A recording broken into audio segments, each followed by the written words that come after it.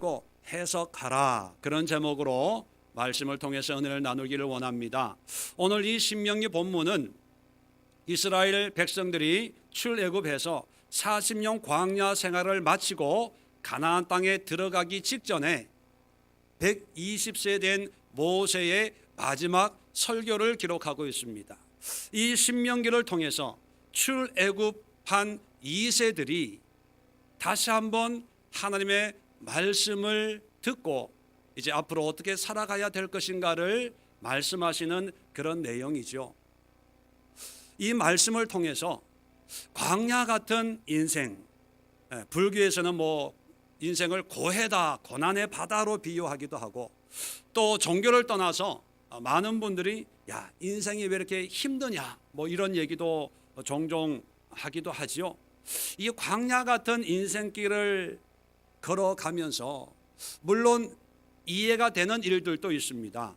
그런데 많은 사건 사고들을 보면 이해되지 않는 그런 일들이 많이 있죠. 특히 이 신명기의 말씀을 듣고 있는 이스라엘 백성들의 입장에서 보면 아버지 세대가 출애굽을 했습니다.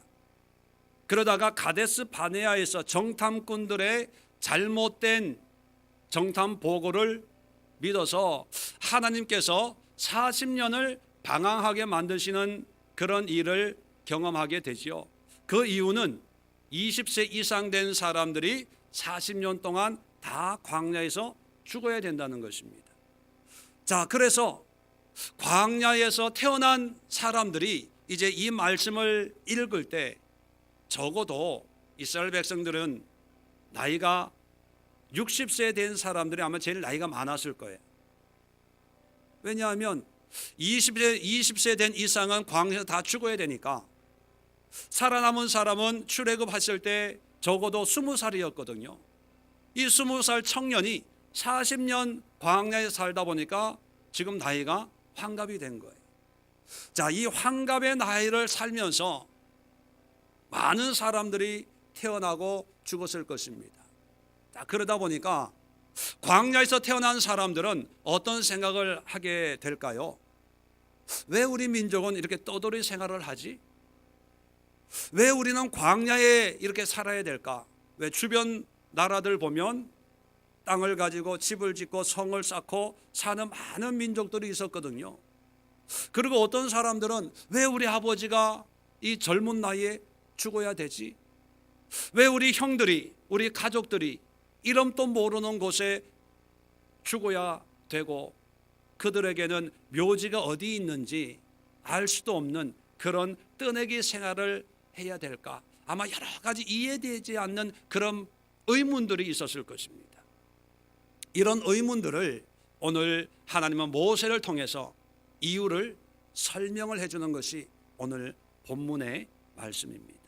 자, 오늘 본문을 통해서 우리가 한번 우리의 인생을, 아니 여러분 자신의 삶을 한번 되돌아보는데 아마 이 중에도 지금은 참 편안하게 또 깨끗한 옷을 입고 성경책을 들고 예배를 드리고 있겠지만 아마 여러분 가운데도 광야 같은 삶의 한 중간을 걸어가고 있는 그런 분들도 아마 없지 않아 있을 것입니다. 그러면서 왜 내가 이런 고통을 당해야지? 왜 내가 이렇게 살아야 되지? 남들을 보면 편하게 살고 행복하게 살고 웃으면서 사는데 왜 나만 이렇게 되는 일이 없고 일이 꼬이고 막히고 뭔가 좀 하려고 하면 넘어지고 될 듯 안 되는 이런 고달픈 인생을 왜 내가 살아야지? 이렇게 생각하는 분들이 있다면 오늘 말씀을 통해서요, 그러한 것을 느끼지 말고 그러한 삶을 해석해 보자는 거예요. 느낌은 누구에게나 있습니다. 믿는 사람이든 안 믿는 사람이든, 또 기독교 신앙을 가지고 있든 불교나 무당이나 기타 다른 신앙을 가지고 있든 인생을 느끼는 것은 별반 차이가 없어요. 그런데 신앙이란 뭐냐? 그 느낌으로 살아가는 것이 아니라 느낌으로 인생을 정의를 내리는 것이 아니라 그 인생을 하나님의 말씀으로 해석하는 것이 신앙이고 그게 영성이거든요. 어떤 분을 만나서 얘기하다 보면 자기의 삶을 얘기하는데, 목사님 내가 이랬고요 또 지금 이렇게 살고요, 이렇게 힘들고요, 그런 걸 쭉 얘기를 합니다. 그런데도 내가 믿음으로 살고 있습니다. 기도하지 않으면 나는 죽어요. 예배 드리지 않으면 나는 살 수가 없는 사람입니다. 이렇게 얘기합니다. 예, 그런 고백을 들으면 참 마음이 아프면서도 그래도 믿음으로 살려고 하는 그 신앙을 보면서 또 은혜가 되고 또 위로가 됩니다. 그런데 그것으로 끝나서는 안 된다는 거예요. 그런 고통을 느꼈다면 이 느낌을 해석할 수 있어야 돼요. 해석하는 능력이 뭐냐? 그것을 영성이다 이렇게 얘기합니다. 좀 어려운 면이 있지만 이제 오늘 본문을 통해서 하나씩 우리가 살펴가면 느끼지 말고 해석하라는 것이 바로 이런 의미구나 알 수가 있습니다. 자, 2절을 봅니다. 자, 2절을 보면 하나님 이렇게 말씀합니다. 내 하나님이 여호와께서 이 40년 동안에 내게 광야 길을 걷게 하신 것을 기억하라. 자, 뭘 기억하라는 겁니까? 광야의 삶을 기억하라는 거예요? 아니면 하나님이 광야의 길을 걷게 하신 것을 기억하라는 거예요? 네, 하나님이 걷게 하신 것을 기억하라는 거예요. 왜냐하면 하나님이 걷게 하셨다는 것은 하나님의 의도가 담겨져 있다는 거예요. 하나님의 뜻이 이 광야의 삶 속에 있다는 거예요. 자, 그렇다면 우리는 광야의 삶이나 광야의 모습이나 광야의 환경을 기억하고 그것을 얘기하고 그 광야를 내가 어떻게 살아왔고 어떻게 견뎌냈고 그 광야의 삶이 얼마나 지긋지긋하고 고달팠다는 것을 기억하지 말고 그 광야의 길을 걷게 하신 하나님을 기억해야 된다는 거예요. 이게 뭐냐? 광야의 삶을 통해서 하나님의 의도가 있음을 알아야 된다는 거예요. 다시 말씀드리면 광야의 삶이 얼마나 힘들고 고달프고 어려운가는 하나님이 말 안 해도 우리 자신보다 더 잘 알고 계십니다. 아시니까 광야로 인도했겠죠. 얼마나 어렵고 힘든지 우리가 기도 안 해도요, 하나님은 이미 알고 있습니다. 그런데 알고 있는 이 광야길을 하나님이 인도하신 것은 이 광야의 길을 걷게 하신 하나님의 의도가 있다는 거죠. 그 의도가 있기 때문에 우리는 광야의 삶을 통해서 우리의 관심의 대상은 광야 자체가 아니라 하나님의 의도에 있어야 된다는 거예요. 그 말은 무슨 의도냐 하면, 무슨 뜻이냐 하면, 내가 당하는 이런 고통, 아픔, 힘듦, 고달픔, 이 정도의 남들보다 내가 더 힘들고 반대로 남들보다 내가 더 여유 있고 편안하고 돈이 더 많고 명예가 있고 여기에 하나님은 관심이 없다는 거예요. 우리가 얼마나 찢어지게 가난한지 아니면 우리가 얼마나 많은 재산을 모았든지 여기에는 관심이 없습니다. 문제는 하나님이 우리를 가난하게 걷게 가난한 삶으로 살게 하신 하나님의 의도를 알아주기를 바라는 거예요. 반대로 하나님이 우리를 유복한 삶으로, 유명한 삶으로, 성공적인 삶으로 살게 하신 하나님의 의도를 깨닫기를 원하고 계시다는 거예요.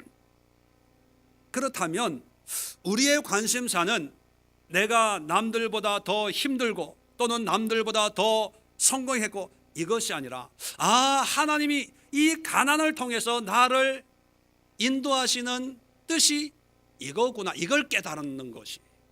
또 부유한 분들은요, 남들보다 내가 좀 더 나은 삶을 살도록 하시는 하나님의 뜻이 바로 이거구나, 이거를 깨닫기를 원하신다는 거예요. 그래서 느끼지 말고 하나님의 뜻을 해석할 수 있어야 됩니다. 근데 사람들은 하나님의 의도를 해석하려고 하지 않고 그냥 삶이 주는 그런 환경과 모습대로 느끼면서 살기를 원해요. 가난하면 에라이, 이런 인생, 이런 팔자, 이런 세상, 이게 뭐냐? 그냥 느낀 대로 원망하고 불평하고, 반대로 조금 형편이 좋으면 느낀 대로 봐라, 나는 너보다 더 부자야, 나는 너보다 더 좋은 차를 가지고, 더 좋은 집을 가지고, 더 유명하고, 봐. 이렇게 사는 것이 성공적인 삶이라고 생각을 합니다. 우리 예수 믿는 사람들도 그래요. 우리는 자꾸 환경을 가지고 하나님과의 관계를 재려고 합니다. 가난하면 내가 무슨 잘못이 있나? 왜 하나님은 나를 고난을 주시지? 내가 죄가 있나? 잘못됐나? 이렇게 생각을 하는 거예요. 또 가난한 환경과 어려운 광야 같은 삶을 사는 사람들을 보면 욥에게 세 친구가 와서 얘기하는 것처럼 네가 뭔가 잘못했기 때문에 하나님이 고난을 주는 거야. 너희가 불순종했기 때문에 하나님이 연단하는 거야. 이렇게 자꾸 얘기를 합니다. 반대로 형편이 좀 나오면 마치 하나님이 축복을 주신 것처럼, 복받은 것처럼 기고만장을 합니다. 요즘에 뉴스를 보면 자주 들리는 뉴스가 뭡니까? 갑질이라는 이야기를 많이 듣습니다. 피자 가게 회장이 갑질했고, 얼마 전에 떡볶이 체인점, 말은 체인이지만 솔직하게 떡볶이 가게 주인이었지 않습니까? 옛날에 한때 어려웠는데, 힘들었는데 어떻게 하다가 큰 부를 모으고부터는 그 다음에 갑질한다는 거예요. 며칠 전에 뉴스를 보니까 이 주먹밥으로 성공한 이 사장이 또 마약을 하다가 구속이 됐더라고요. 부끄럽지만 얼마 전에는 아시는 것처럼 우리 간증하시는 장로님, 권사님이 갑질하다가, 왜? 대장님이잖아요. 사령관님께서 갑질하다가 사회적으로 비난을 받은 적이 있습니다. 왜 이 갑질이라는 말이 나옵니까? 하나님의 의도를 해석하지 않고 환경을 보고 그대로 느끼는 대로 살다 보니까 갑질이 되는 거예요. 갑질의 반대는 뭡니까? 그런 말은 없죠. 을질. 을질이란 뭐냐 하면, 제가 말씀드린 을질은 뭐냐면, 나는 안 되나 봐, 내 팔자인가 봐, 내 운명인가 봐, 나는 해도 안 돼. 그냥 삶이 주는 느낌대로 그냥 인정해 버리는 거예요. 그 삶의 하나님의 뜻을, 의도를 알려고 하지 않고, 해석하지 않고 그냥 받아들일 때 그것을 을질입니다. 옆에 있는 분 한번 쳐다보세요. 이분이 갑질하고 있는지 을질하고 있는지. 고린도 후서 1장을 한번 열어보겠습니다.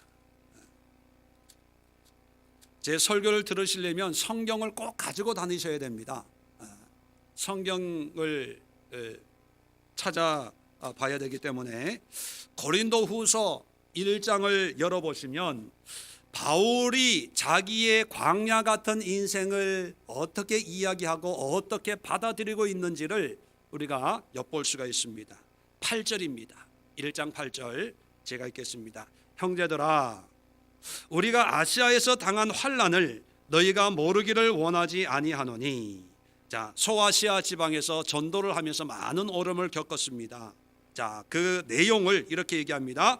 힘에 겹도록 심한 고난을 당하여 살 소망까지 끊어지고, 9절, 우리는 우리 자신이 사형 선고를 받은 줄 알았으니. 한마디로 얘기하면 뭡니까? 죽을 뻔했다는 거예요. 고생 엄청 했다는 겁니다. 너무 힘들었다는 거예요.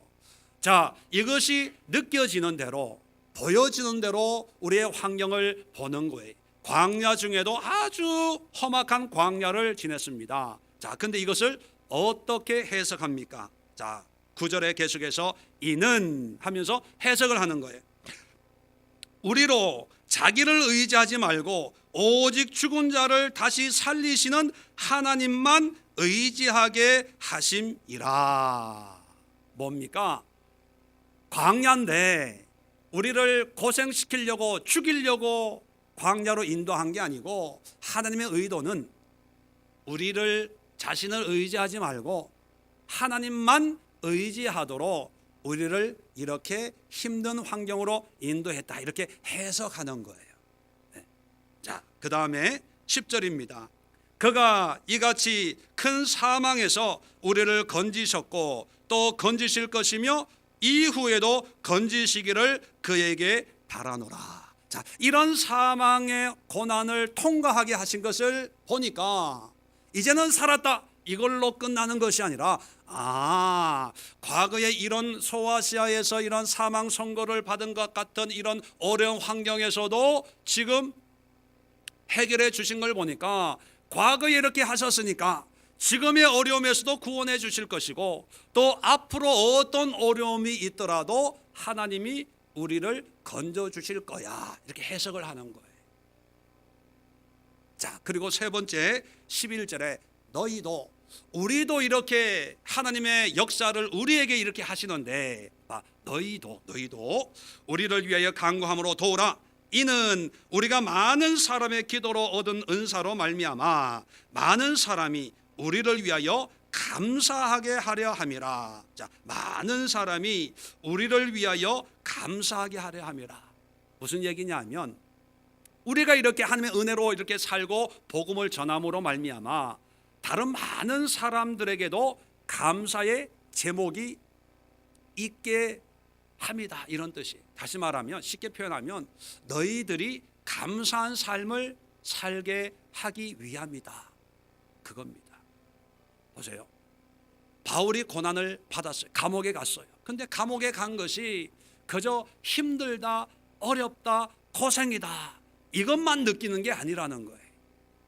물론 고생스럽죠. 그것을 해석하는데 세 가지로 해석하는 거예요. 첫 번째는 교만하지 않고 하나님을 의지하게 하도록 하기 위해서 하나님이 우리에게 고난을 주셨다, 이게 첫 번째고, 두 번째는 이런 고난을 경험해 보니까 과거에 이렇게 어려웠는데도 하나님이 살려주셨어요. 그렇다면 지금의 고난도 하나님이 살려주실 것이고 앞으로의 삶도 하나님이 지켜주실 거야, 이걸 깨닫게 되었다는 거예요.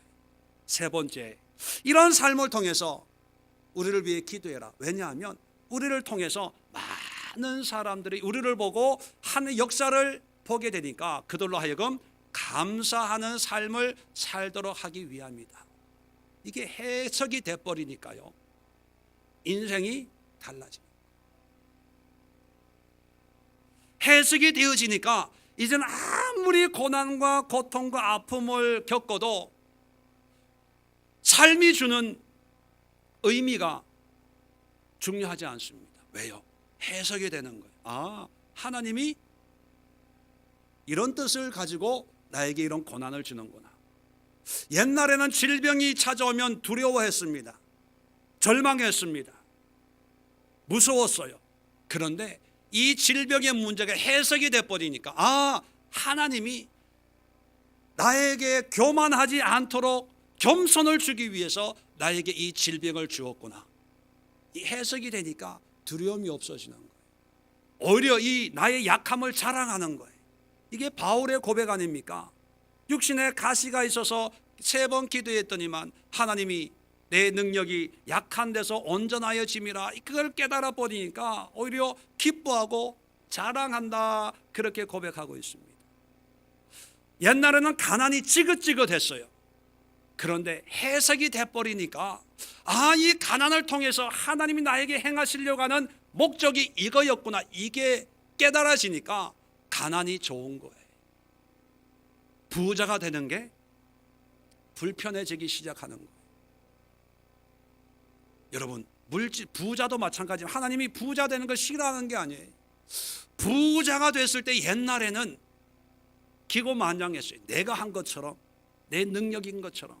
그런데 하나님의 뜻을, 의도를 깨달아 버리니까, 해석이 돼 버리니까 이 물질은 내 것이 아닌 거예요. 하나님을 위해서, 어려운 사람들을 위해서 나누고 베푸는 거예요.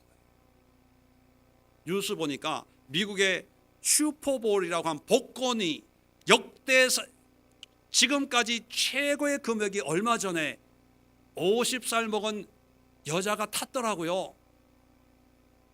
6천 몇백억인가요? 8천억이래요. 네, 8천억. 그런데 그 여자 집 주변에 경찰이 상주하고 있답니다. 여러 가지 위협 때문에. 8천억 로또 당첨이 축복일까요? 평소대로 대답하세요. 괜히 또 내가 이렇게 얘기했다고. 여러분, 물질이 저주가 아니에요. 나쁜 게 아니에요. 8천억 당첨될 수 있으면 되세요. 되시면 반드시 11조는 좀 하세요. 왜 우리가 물질을 오해하는데, 물질은 나쁘고 세상적인 나쁜 게 아니에요. 좋은 거예요. 하나님의 역사하고 축복이 은혜예요. 문제는 뭐냐면 좋은 것만 느끼지, 내가 부자가 됐다는 느낌뿐이지 그것을 해석을 못하니까 물질이 오히려 화가 되는 거예요. 하나님이 물질을 주셨으면, 이 물질을 통해서 이런 일을 하도록 하기 위해서 나에게 이런 로또 8천억이 당첨대로 하셨고, 이것만 해석이 돼버리면 그 물질은 축복이에요. 그 물질을 통해 하나님의 역사가 일어나는 귀한 하나님의 도구가 되는 거예요. 근데 사람들이 해석이 안 되니까 느낌대로 살다 보니까 집부터 사고 차부터 사고 바람부터 피우고, 그러니까 그 집에 바람 잘 날 없는 거예요. 해석을 하세요. 하나님은 광야를 기억하라, 너의 고생을 기억하라, 이게 아니라 여호와께서 광야의 길을 걷게 하신 것을 기억하라, 하나님의 의도를 기억하라. 그래서 여러분의 삶의 모든 영역 속에 하나님의 뜻이 있어요. 하나님의 의도가 있어요. 옆에 앉아있는 이 남자를 만난 것이 재수 없어서 콩깍지가 씌어서 이 남자, 인간을 만난 게 아니라 하나님의 의도가 있어요. 이 여자를 내가 만나 지금까지 달달 볶이고 있다. 이건 느낌이에요. 정말 보면 그래요. 그런데 느낌으로 정당화하지 말고 거기에 해석하세요. 하나님이 이 여자로 말미암아 이 프라이팬의 길을 걷게 하신 것을 기억해야 되겠다. 왜 내가 볶이고 있는지를. 이래서 하나님이 이 여자를 통해서 나를 볶아 주시기에 내가 이만큼 살고 있지. 이 여자 안 만났으면 내가 어떻게 살았겠냐. 이렇게 돼야 됩니다. 할렐루야, 아멘. 해석하세요. 예수의 교회에 와서 김재현 목사님의 이 길고 긴 험난한 인생길 같은 이 설교를 듣게 하신 것도 다 하나님의 뜻이 있다. 이게 해석이 돼야 돼요. 이게 해석이 안 되면 그분이 신방 오시는 거예요. 누가 오시는 거예요? 잠이 오는 거예요. 잠이. 졸음이 와서 잘 자라 내 아가 이러면서. 자, 두 번째는 하나님이 광야로 인도하시는데 뜻이 있는데, 의도가 있는데 과연 이 의도는 무엇일까 하는 거예요. 하나님은 광야에 관심이 없고 우리의 마음에 관심이 있습니다. 마음에. 자, 성경 오늘 본문으로 다시 돌아갑니다. 8장 2절 계속해서 보면, 자, 걷게 하신 것을 기억하라. 이는 설명을 해요. 설명을, 너를 낮추시며 너를 시험하사 내 마음이 어떠한지 그 명령을 지키는지 지키지 않는지 알려 하심이라. 뭡니까? 우리의 마음이 어떠한지, 명령을 지키는지 안 지키는지 우리의 마음의 상태를 알려고 한다는 거예요. 자, 3절에 보면 똑같은 내용을 반복하고 있습니다.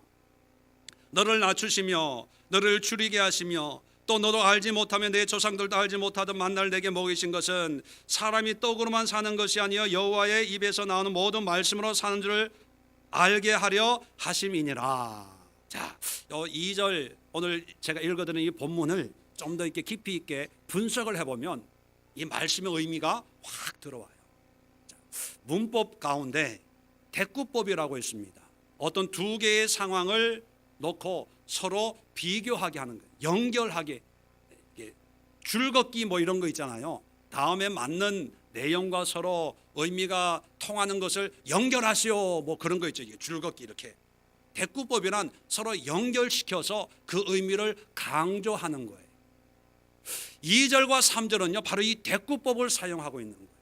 그러면 우리가 한번 국어 시간이라고 생각을 하고 성경을 보면서 연필이 있는 분은요 이렇게 표시를 하세요. 자, 어떻게 표시를 하냐면 2절에 보면 너를 낮추시며 여기에 밑줄 그어놓고 1번, 자 너를 시험하사 밑줄 그어놓고 2번, 내 마음이 어떠한지 그 명령을 지키는지 아니 지키는지 여기에다가 3번, 알려 하심이라 여기에 4번. 컨닝하지 마시고 그렇게 해놓으세요. 자, 그 다음에 3절에 와서 너를 낮추시며 하면 어떻게 표현할까요? 1 다시 1 위에 이렇게 점 하나 이렇게 찍어 놓는 거 있죠.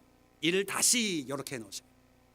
1 다시 1 할까요? 하여튼 여러분 또 너를 줄이게 하시며 또 너를 알지 못하게 하며 못하며 내 조상들도 알지 못한 만나를 내게 먹이신 거 이것을 2 다시 이렇게 해놓으세요. 사람이 떡으로만 사는 것이 아니라 여호와 입에서 나오는 모든 말씀으로 사는 줄 요거를 3 다시 내가 알게 하려 하심이라 요걸 4 다시 이렇게 해놓으면 돼요. 자, 절 보세요. 하셨죠? 자, 그러면 대꾸법입니다. 연결시키는 거예요. 1하고 1 다시 2하고 2 다시 3하고 3 다시 4하고 4 다시를 연결해서 그 의미를 해석하는 거예요. 자, 그러면 낮추시고 이거는 2절에 낮추시고는 3절에 낮추시고하고 똑같아요. 광야로 인도했다는 거예요. 애굽에서 끌어내 가지고 고생시켰다는 거예요. 쉽게 얘기하면. 자, 그러면 2하고 2 다시가 연결되는데 너를 시험하사. 그럼 뭘 시험했냐는 거예요. 여러 가지 시험이 있지만 40년 동안 시험한 내용이 3절에 보니까 너를 줄이게 하시며 또 알지 못한 만나를 먹이신 것이 시험이라는 거예요. 출애굽기를 보면 16장 4절에 분명히 하나님이 만나를 주시면서 내가 시험하리라 그렇게 말씀하셨어요. 여러분, 여기서 중요한 의미를 깨달아야 됩니다. 물이 없어서 갈증을 느꼈고 먹을 것이 없어서 고기를 못 먹어서 원망불평했습니다. 반대로 날마다 만나를 주셨어요. 자, 이걸 볼 때 우리는 만나를 축복이라고 생각을 합니다. 보통 사람들 먹을 걸 주시니까. 그런데 오늘 성경에 보니까 만나는 축복을 하려고 준 게 아니고 뭘 하기 위해서 주신 거다? 시험하기 위해서. 왜 시험합니까? 하나님의 말씀대로 순종하나 안 하냐. 아침 일찍이 나가서 집 밖에 가면 가시 같은 하얀 과자 같은 게 있으니까 그거를 하루 먹을 것만 가지고 와라. 하루 먹을 것만. 그리고 6째 날에는 이틀 먹을 걸 가지고 와라. 그리고 안식일 나는 절대로 나가지 마라. 이거였어요. 이걸 40년을 한 거예요. 왜냐하면 시험 테스트 하기 위해서. 테스트. 반대로 줄이는 것, 배고파요, 마실 물이 없어요, 물질이 없어요, 가난해졌어요. 이 줄인 것도 하나님의 저주가 아니라 뭐라고요? 시험한 거예요. 시험한 거. 네가 배고플 때 너의 모습이 어떠한가 이걸 보기 위해서 시험하셨다는 거예요. 이게 하나님의 의도였습니다. 자, 그다음에 세 번째 3번과 3-를 비교하면, 자, 내 마음이 어떠한지 그 명령을 지키는지 아니 지키는지, 다시 말해 마음의 상태를 알아보는데, 그 마음의 상태가 뭐냐? 사람이 떡으로만 사는 것이 아니요 여호와의 입에서 나오는 모든 말씀으로 사는 줄을 보겠다는 거예요. 자, 여기서 중요한 게 있습니다. 자, 우리의 마음이 지키는지 아니 지키는지, 믿음으로 사는지 아니 사는지 알려고 하는데, 그것을 사람이 떡으로만 사는 것이 아니요 여호와의 입에서 나오는 모든 말씀으로 사는 줄을 알므로써, 그걸 봄으로써 이 사람의 마음이 어떠한가를 알 수 있다는 거예요. 자, 그러면 광야를 사는 사람들의 마음의 상태가 어떠한가를 알기 위해서 하나님은 사람이 떡으로 살아서는 안 되고 여호와 입에서 나오는 말씀으로 살아야 된다, 이렇게 말씀하고 있다는 거예요. 그걸 보면 이 사람의 마음을 알 수가 있다는 거예요. 그러면 그 마음의 상태를 이해하려면 3절을 해석해 보면 압니다. 떡과 여호와 입에서 나오는 말씀을 해석을 하면, 이해를 하면, 하나님이 원하시는 우리의 마음 상태가 어떠하기를 원하는가 알 수 있죠. 자, 그러면 떡이란 뭐냐는 거예요. 그리고 하나님의 입에서 나오는 모든 말씀이란 뭐냐는 거예요. 가장 일반적인 이해는 뭐냐면, 떡은 물질, 그리고 하나님의 입에서 나온 말씀은 말씀 또는 신앙. 그래서 가난과 환난과 역경 가운데 있더라도 물질로 사는 것이 아니라 오직 믿음으로 살아야 됩니다, 이렇게 해석을 하고 이해하는 사람들이 있어요. 그런데 죄송하지만 그것은 이 본문이 주려고 하는 내용과는 상관이 없어요. 물론 그런 의미지만 더 근본적인 하나님의 의도가 있어요. 뜻이 있어요. 자, 떡과 하나님의 말씀과는 이게 반대적인 개념이거든요. 자, 그렇다면 여호와의 입에서 나오는 모든 말씀의 뭔가를 알면 그 반대가 떡이에요. 그래서 성경 원어를 찾아보니까 놀랍게도요, 여호와의 입에서 나오는 모든 말씀이라는 말씀이 없어요. 이 말씀 때문에 사람들은 율법, 계명, 말씀, 이런 고정관념, 착시 현상이 일어났던 거예요. 원어를 보면 여호와의 입에서 나오는 모든 것이에요. 것. 그런데 의역을 하다 보니까 여호와의 입에서 나오는 이것과 개념을 연결시켜야 되기 때문에 말씀이라고 하는 것을 집어넣은 거지, 원어적인 것은 어떤 율법, 모세의 시내산에서 주신 그런 어떤 계명만 포함하는 게 아니라, 하나님 입이 있을까요, 없을까요? 하나님은 입이 없어요. 사람이 아니기 때문에. 그런데 여호와의 입에서 나오는 이라고 표현한 것은 의인화한 거예요. 사람처럼 묘사한 거죠. 다시 말하면 하나님의 입에서 나온 계명, 율법이 아니라 하나님이 주시는 모든 거예요. 모든 것. 하나님의 뜻 가운데 있는 모든 것으로 살아야 된다는 거예요. 반대는 뭡니까? 떡. 하나님의 뜻으로, 하나님으로부터 나온 것이 아니라 사람으로부터 나온 것, 내 생각으로부터, 내 욕심으로부터, 세상으로부터 나온 모든 것을 떡으로 비유하는 거예요. 그러면 광야에서 우리의 마음 상태가 어떠해야 되냐? 하나님의 뜻으로 말미암는 오직 하나님의 뜻 가운데 사는 삶이 되어야 된다는 거예요. 이게 무슨 의미냐? 예를 들면 이런 거예요. 여러분, 예를 들어서 어떤 분을 만나서 술 끊으세요, 담배 끊으세요, 그러면 어떤 분들은 이렇게 얘기합니다. 목사님, 성경 어디에 담배 피우지 말라는 말 어디 있습니까? 또 술 드시는 분들에게 얘기하면 항상 나오는 게 있죠. 뭐예요?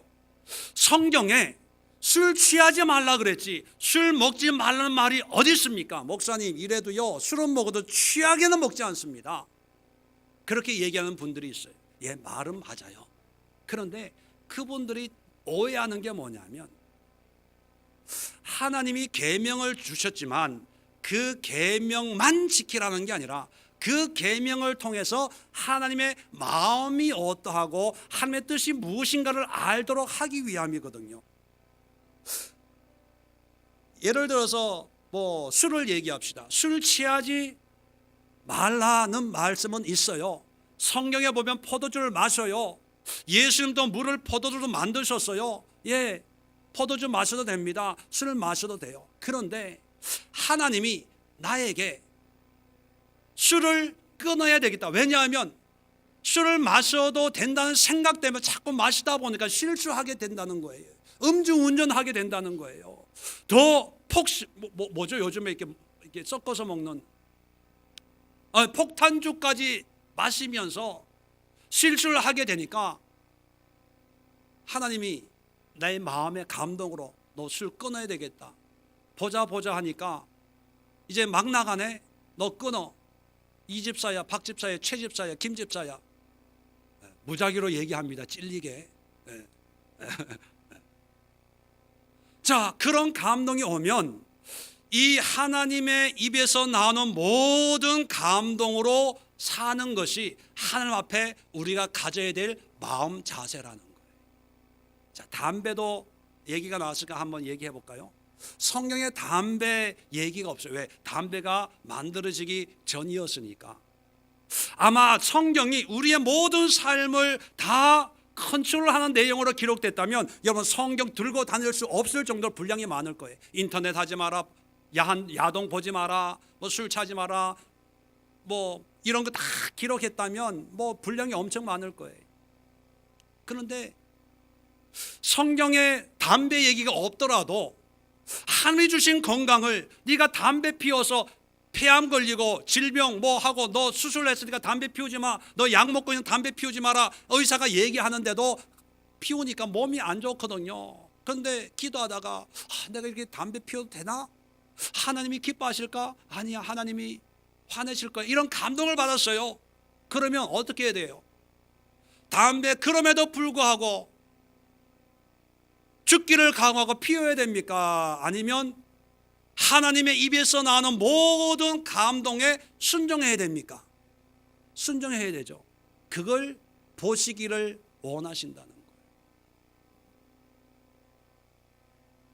하나님의 입에서 나오는 모든 말씀하기 때문에 우리는 십계명을 먼저 얘기해요. 안식일을 거룩하게 지켜라. 술 먹으면서 지켜요. 담배 피우면서 안식을 거룩하게 지켜요. 여호와를 사랑해라. 하나님 감사해요. 막 기도도 하고 해요. 그런데 하나님의 감동에는 순종함이 없어요. 그럴 때 하나님은 그 마음을 보시는 거예요. 얘는 안 되겠다. 너는 40년을 부족하니까 10년 늘려서 50년. 왜요? 그 사람이 떡으로 사는 삶이에요. 왜? 떡이란 하나님의 감동에 순종하는 것이 아니라 내 생각대로, 내 판단대로, 내 잔머리로 자꾸 성경은 이리로 가라고 얘기하는데 우리의 이 육신 사람은 뭐예요? 거기에다가 내 방식으로 해석을 덧붙이는 거예요. 우리는 성경이 있는데 우리는 개정판을 얼마나 많이 가지고 있는지도 몰라요. 그러나 그래도 우리의 삶은 직장생활 하다 보면 어쩔 수 없어서 또 그래도 뭐 건강을 위해서 반주로 한 잔씩 하고 그래도 자꾸 이게 떡으로 사는 삶이에요. 하나님이 광야로 인도하신 목적이 뭐냐면 우리의 마음을 보기를 원하는데 그 마음의 상태가 뭐냐? 하나님의 감동으로 사는지 아니면 자기의 고집으로 자기 주관으로 사는지 이걸 알기 위해서라는 거예요. 자, 그래서 네 번째가 있죠. 2절의 네 번째 4와 4-1을 연결해 보면 3절에 알려 하심이란 누가 알려고 하는 거예요? 하나님이 알려고 하는 거예요. 3절에 알게 하려 하심이라 누구를 알게 하려 함이에요?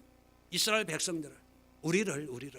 그러니까 하나님이 이 사람들을 광야로 인도하면서 이들의 마음을 하나님이 알려고 광야로 인도하셨고, 그리고 사람들로 하여금 본인들의 본인 삶을 깨닫도록 하기 위해서 인도하시는 것이 광야길입니다. 그래서 하나님의 관심은 우리의 삶이 광야냐 평야냐, 가난하냐 부유하냐, 건강하냐 질병 가운데 있냐, 여기는 별로 상관이 없어요. 이스라엘 역사를 보면 평화 시대를 누린 적이 별로 없습니다. 우리는 다윗을 얘기하지만 다윗 같은 편안한 삶을 누린 적이 별로 없어요. 다 고난이에요, 환난이에요. 그런데 하나님 믿으면 복 받는다고 떠드는 분들이 계시는데, 내가 누누이 얘기하죠. 예수 믿어서 부자 된 사람이 많을까요? 예수 안 믿고도 부자 된 사람이 많을까요? 대답해 보세요. 예수 안 믿어도 부자 되는 사람들 있어요. 더 많아요. 예수 믿고 건강하게 사는 사람들이 많을까요? 예수 안 믿어도 건강하게 사는 사람이 더 많을까요? 예수 안 믿어도 건강하게 사는 사람이 더 많아요. 제가 말씀드리는데. 그런데 어떤 분들은 간증자를 세워놓고 예수 믿었더니만 이런 복을 받았대요. 난 그런 얘기 들을 때마다 속에서 예수 안 믿고 복 받는 사람들 더 많이 하는데, 기도 열심히 했더니만 응답 받았대. 기도와 상관없이 사는 사람은요, 그런 문제 없이 사는 사람들 더 많아요. 여러분, 우리가 착각하고 미혹돼서도 안 돼요. 하나님은 우리의 환경에는 별로 관심이 없어요. 예수 믿어도 고난이 있고요, 목사님들도 질병에 걸리고요, 예수 안 믿는 사람들도 부자가 되고 건강한 사람들 있어요. 하나님이 우리를 믿음으로 인도하시는 것은 환경을 통해서 우리를 뭔가 세상 사람들보다 더 나은 삶을 살도록 하기 위해서 부르는 게 아니라, 어떤 환경을 살든 간에 우리의 마음이 하나님께로 향하는 그런 삶을 살도록 하시고, 또 그런 삶을 사는 것을 보기를 원해서요. 우리가 신앙생활 얘기하지 않습니까? 그 신앙이라는 한자를 보면 믿을 신자에 우러러 보를 앙자예요. 바라볼 앙자. 뭡니까? 신, 하나님을 믿고 그분을 바라보는 거예요. 신앙이란 환경에 영향을 받는 게 아니라, 환경과는 상관없이, 환경은 풍랑이 있고 비바람 치든 상관하지 않고 오직 어떤 상황 속에서도 하나님만을 믿고 그분만을 바라보고 그분만을 예비하고 그분께 영광을 돌리는 것이 신앙생활이에요. 그런데 우리는 자꾸 신앙생활을 환경과 결부시켜요. 환경이 좀 나아지면 하나님이 축복하신 거래. 반대로 환경이 좀 나빠지면 내가 무슨 잘못이 있나? 왜 하나님이 나를 이렇게 힘들게 하지? 내가 회개하지 않는 죄가 있나? 자꾸 환경 때문에, 환경이 어려워지면 낙심하고, 환경이 나아지면 좀 기고만장하고 큰 소리 치고, 부자가 되면 저분을 장로 세워야 되는 게 아니야? 돈 많은 권사님 분을 권사 세워야 되는 게 아니야? 사업 열심히 한 사람을 우리 교회 목사님의 오른팔, 저분을 왼팔. 여러분, 제가 단언코 말씀드리는데 저는 오른팔 왼팔 있어요. 그 누구도 나의 오른팔 왼팔 될 필요가 없어요. 하나님이 원하시는 것은 우리의 마음입니다. 우리의 마음이 하나님의 뜻대로 사냐 안 사냐, 그거예요. 자, 이 문제가 해결이 되면, 자, 마태복음 4장을 한번 열어보십시오. 마태복음 4장. 예수님이 광야에서 마귀에게 유혹을 당하는 장면이 나옵니다. 자, 첫 번째 4절에 보면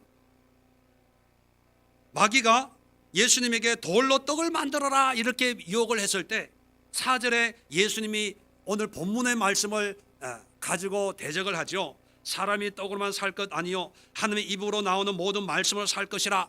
그죠? 자, 오늘 본문이 이해가 되면 예수님의 마음을 알 수 있어요. 반대로 오늘 본문이 이해가 안 되면 이렇게 해석을 합니다. 마귀가 배고프니까 40일 금식했으니까 얼마나 배고프겠습니까? 그래서 예수님의 필요한 이 육신이 필요한 떡을 만들라라고 할 때 예수님은 필요 없다. 나는 하나님의 말씀으로만 산다. 이렇게 대답을 했구나. 그래서 육신을 소욕을 이길 수 있는 것은 하나님의 말씀이다. 말씀이 영의 양식이다. 믿음의 사람은 육신의 양식으로 사는 것이 아니라 영의 양식으로 사는 것이다. 믿습니까? 믿어요? 아멘. 여러분, 단언코 말씀하는데 우리도 먹어야 돼요. 육신의 양식이 필요 없는 게 아니에요. 귀한 거예요. 안 먹고 살 사람이 누가 있어요? 성경책 뜯어먹고 살아보세요. 사나. 왜 예수님이 이 말씀을 하냐 하면 그런 육신의 양식, 영의 양식이 아니라 이 말씀을 통해서 지금 예수님은 40일 금식의 어떤 광야의 한가운데 있는 거예요. 그걸 알고 마귀가 육신적인 것으로 유혹하는 거예요. 왜? 가장 필요한 거니까. 그럴 때 예수님이 이 말씀하신 이유는 뭐냐면 배고프고 떡이 필요하지만 그럼에도 불구하고 나는 하나님의 뜻으로 산다는 거예요. 네가 떡을 만들라 해서 내가 만드는 게 아니라 떡을 만들 능력이 있지만 하나님이 허락하시면 내가 만들고 하나님이 허락하지 않으면 안 만드는 거지. 예수님 배가 고팠으면요 굳이 40일 금식해야 될 필요가 있을까요? 일주일 금식하고도 배고파서 음식을 먹을 수도 있었어요. 그런데 40일까지 금식한 것은 뭐예요? 하나님의 뜻에 순종하는 거. 예수님은 하나님의 뜻에 철저하게 순종하는 삶이지 내가 육신이 배가 고프다고 먹을 걸 찾고 네가 만들어라 해서 내가 만드는 그런 삶이 아니라는 거예요. 하나님의 뜻이 먹는 것보다 더 중요하고 하나님의 뜻에 순종하겠다 그렇게 얘기하는 거예요. 자, 그럴 때 마귀는 이 예수님의 의도를 깨달았어요. 그래서 마귀는요 우리보다 더 영적입니다. 마귀가 깨닫고 속으로 이렇게 생각했을 거예요. 그래? 네가 하나님이 그렇게 중요하다고? 그래, 좋아. 그렇다면 두 번째 방법이 있지. 그렇게 생각하고 두 번째 시험은 뭡니까? 5절에 거룩한 성으로 데려다가 성전 꼭대기에 세우는 거예요. 왜 성으로 들어갑니까? 예수님의 고백이 나는 하나님만으로 그런 고백을 하니까 자, 하나님이 계신 곳이 어디예요? 성전이거든요. 그래, 네가 그렇게 좋아하는 하나님이 하라고 한다면 하겠다고? 그래, 따라와 해서 간 게 성전이. 거기서 뛰어내리라는 거예요. 왜? 성전은 하나님의 집이지 않습니까? 하나님의 임재의 곳이 아닙니까? 거기에 뛰어내려서 성경을 찾아보면 성전 꼭대기에 세우니까 뛰어내리면 어디로 떨어지겠어요? 논리적으로 성전에 가는 거예요. 하나님 앞에 더 가까이 가는 거예요. 인간적인 생각으로는 하나님께 더 가까이 가는 건데 예수님은 7절에 주 너의 하나님을 시험하지 말라. 뭐예요? 하나님을 시험하지 말라는 거예요. 뭐냐 하면 그 또한 하나님이 나에게 말씀하실 거지 네가 하란다고 하고 하지 말란다고 하는 게 아니야. 하나님을 시험하지 마. 그거예요. 세 번째는 세상 영광을 보여주는 거예요. 내가 줄 테니까 나에게 경배해라. 그래도 10절에도 보면 하나님께 경배하고 다만 그를 섬기라. 뭡니까? 한마디로 요약하면요 하나님의 뜻으로만 나는 살 거야. 오늘 성경 본문으로 보면 하나님의 입에서 나오는 모든 감동으로 모든 말씀으로 살 거야. 이것이 예수님의 고백이었어요. 이 세 가지 시험은요 내용을 보면 간단합니다. 단순해요. 이거 뭐 영적인 해석, 뭐 분석하고 쪼개고 가르고 짝 맞추고 비유풀이하고 이렇게 할 필요가 없어요. 한마디로 얘기하면 어떤 광야 같은 고난의 길을 가더라도 굶어 죽더라도 나는 하나님의 뜻으로만 살 거야. 하나님의 뜻에만 순종할 거야. 이거예요. 근데 사람들은요 너무 이렇게 단순한 것을 복잡하게 해석해서 뭐 육신의 안목의 정력, 이생의 자랑, 뭐 육신의 정욕 뭐 이러면서 이건 뭐 영적으로 이건 뭐고 여러분 간단한 거예요. 뭡니까? 우리의 마음이 주께 향하기를 원하시는 거예요. 예수님도 굶주리셨습니다. 예수님도 40일의 그 고통, 고달픔을 겪었어요. 그런데 오늘 마태복음 4장이 우리에게 주시는 교훈은 뭡니까? 인생을 느끼지만 말라는 거예요. 그 인생, 그 고난을 통해서 우리의 마음이 하나님께로 향하는 그런 삶을 살라는 거예요. 하나님은 외모를 취하지 않고 중심을 보신다. 하나님이 우리의 배꼽만 보실까요? 마음이란 뭐예요? 우리의 중심이거든요. 어떤 어려움 속에 적당하게 우리가 자꾸 잔머리 굴리면서 이 사업을 해가지고 하나님께 영광이 돌리면 그게 떡이에요, 떡. 하나님이 그렇게 하실 거라면 분명하게 헷갈리지 않게, 오해하지 않게 분명하게 아무개 집사야 이런 사업을 해서 이런 사람을 만나서 이렇게 해라 라고 시간과 환경과 상황을 만들어 주실 거예요. 근데 사람들 자꾸 떡으로 살려고 합니다. 자, 그게 되면, 자 오늘 본문으로 다시 돌아옵니다. 요 개념이 되면, 자 16절 신명기 8장 16절 한번 보세요. 여러분 재밌죠? 성경 보니까 재미없어요? 네, 없어요. 재밌다 좀 하세요. 땀 흘리면서 설교하는 사람들 좀 생각해 주셔야지. 네. 네.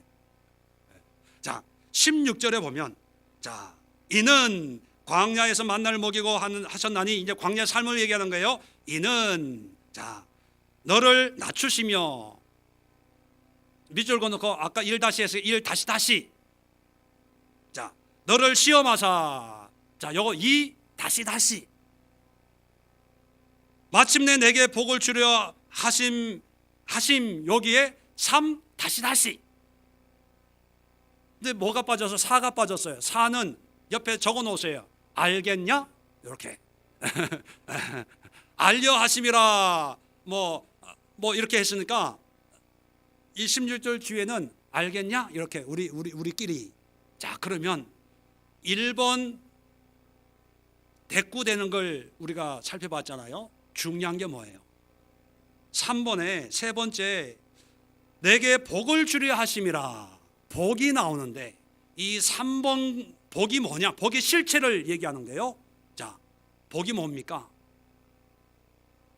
마음에 하나님의 말씀으로 살려고 하는 그런 믿음이 복이라는 거예요. 이해되시겠어요? 진짜 복이 뭘까요? 건강, 명예, 교회가 커지는 거, 세계적인 유명한 부흥 강사가 되는 거, 네, 그것도 복일 수 있어요. 근데 하나님이 주시는 원하시는 정말로 복은 삶의 모양과 모습은 별로 신경 안 써요. 부흥 강사가 되든 재벌이 되든 CEO가 되든 판검사가 되든 국회의원이 되든 대통령이 되든 별로 신경 안 써요. 하나님이 보시는, 또 하나님이 주시는 복은 그런 삶을 사는 사람들 마음 속에, 심령 속에, 심보 속에, 생각 속에 하나님의 뜻으로 살려고 하는 그런 마음이 있냐 없냐, 요거예요. 이게 복이에요. 이해되시겠어요? 네. 여러분 복 받으셨어요? 복 못 받았어요? 네. 그렇게 보면 세상 기준의 복은 못 받아도요, 하나님이 주시려고 하는 복은 엄청 많이 받은 분들이 많아요. 저도요, 처음에 이걸 몰랐을 때는 미국에서 개척해가 3년 만에 건축했다니까요. 저를 너무 그렇게 보지 마세요. 열심히 했어요. 열심히. 최선을 다해서 열심히 했어요. 왜? 교회가 부흥이 되고. 그런데 하나님이 저를 광야로 인도하시는데 이해가 안 되는 거예요. 이해가. 나보다 공부 못한 애들이 자기 나중에 와 보니까 아버지가 목사님이야. 목사님 교회 이어받아 가지고요. 내 후임으로 오신 분이 명성교회 김상한 목사님 사위야. 청년부에 미국에서. 그런데 그 청년부 후임으로 담당하는 목사님 지금 저기 뭐 어디에 분당인지 어디 큰 교회 담임 목사님 몇천 명 모이는, 열받아. 기껏 모임을 하는데 청년 몇 명이 모여서 예배 드리는 거예요. 버스 타고 가면서요. 상가에 무슨 교회하고 이 유리창에게 교회 이름이 붙어 있으면 괜히 부러워지는 거예요. 나는 언제쯤 저런 교회를 할 수 있을까? 저런 목회를 할 수 있을까? 그러면서 버스 타고 가면서 하나님, 내가 뭘 잘못했기에, 내가 뭐 그렇게 죄가 많았기에 왜 나는 이렇게 되는 일이 없습니까? 왜 내 목회는 이렇게 힘듭니까? 원망했거든요. 그게 10년이에요, 10년. 그런데 그 광야 같은 인생길에 사람도 막아주시고 사역도 막아주시고 물질도 막아주시고 그냥 광야를 걸으면서 깨달았어요. 이걸 깨달은 거예요. 하나님은 내 상황에 별로 관심이 없구나. 세상 사람들만 관심이 있지. 그래서 사람들 만나면 몇 명 모이냐고 자꾸 물어봐요. 교회는 부흥이 됐냐고 자꾸 물어봐요. 그런 질문에 대답하고 싶어서 교회가 좀 커졌으면, 좀 유명해졌으면, 그래서 무슨 교회를 섬긴다고, 국회의원 아무 개가 우리 교회 안수 집사라고 이러고 싶어서 막 안달복달 하거든요. 그런데 하나님의 말씀을 깨닫고 보니까 관심이 없죠. 우리 교회 대통령이 나와도 관심 없어요.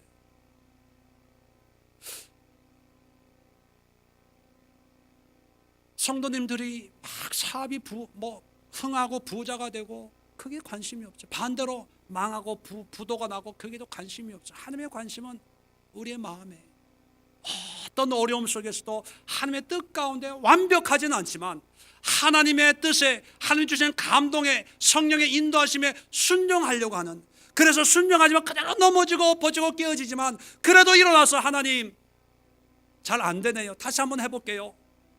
하나님 또 실수했네요, 그래도 또 한번 하면 말씀대로 한번 살아볼게요. 이러한 마음으로 하나님을 의지하고 믿고 신뢰하는 이것이 복이고, 이것을 위해서 광야로 인도했다는 걸 깨달아 버리니까 이제 해결된 거예요. 어떻게 해결됩니까? 환경으로는 이제 부러워하는 게 없어지는 거예요. 원망하는 게 없어지는 거예요. 그 다음부터는 자신감이 생겨요. 누구를 만나더라도, 어떤 교인을 만나더라도 하나님이 주신 은혜 가운데 우리 예수교회는 이렇게 신앙생활 하고요, 이렇게 예배 드리고요, 우리 성도님들은 이렇게 기도합니다. 누구한테라도 자랑스럽게. 왜요? 그게 잘 돼서가 아니라 우리 마음에 그 예수님이 원하심이 있고 그 원하심을 이루어 드리려고 하는 열망이 있기 때문에. 큰 교회 목사님들, 수천 명 목사님들, 박보영 목사님도 만나도요, 담대하게 얘기할 수 있어요. 여러분, 이번에 제가 미국을 지난 다음 주에 말씀을 드리려고 했는데 얘기가 나온 김에 제가 미국을 가면 주일 설교를 하실 분을 모셔야 되는데, 이번에 어떤 분이 오냐면 흘려 보내야 산다 2탄 여러분 보셨을 거예요. 죽도에 어려운 장애를 앓는 목사님의 딸, 그 영상 보셨죠? 그 아이를 돌보면서 그 아이가 먹다가 흘린 음식을 본인이 먹으면서 예수님의 삶으로 살아가는 박문규 선교사님이 아마 그 주에 오실 거예요. 장호원의 작은 교회, 목사님이 하반신의 마비 휠체어가 됐는데 장애인들만 모여있는 교인이 4명입니다. 4명. 거기에 가셔서 섬기는 그런 분이에요. 미국 샌프란시스코에서 사업을 잘 하시는 분이 정말 그분은 뭐 선교 보고 이름 뭐 선교 헌금 거두고 그런 분이 아니에요. 그냥 이름도 없는 곳에 가서 그냥 살아주는 거예요. 그래서 뭐 선교비가 필요가 없는 그냥 같이 먹어주니까 어떤 사업을 하는 게 아니라 어려운 사람들 그냥 있어주는 거예요.